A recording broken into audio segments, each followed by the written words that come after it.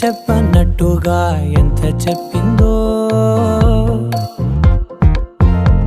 సూచనలు ఇచ్చి ఇవ్వనట్టుగా ఎన్నెన్నిచ్చిందో,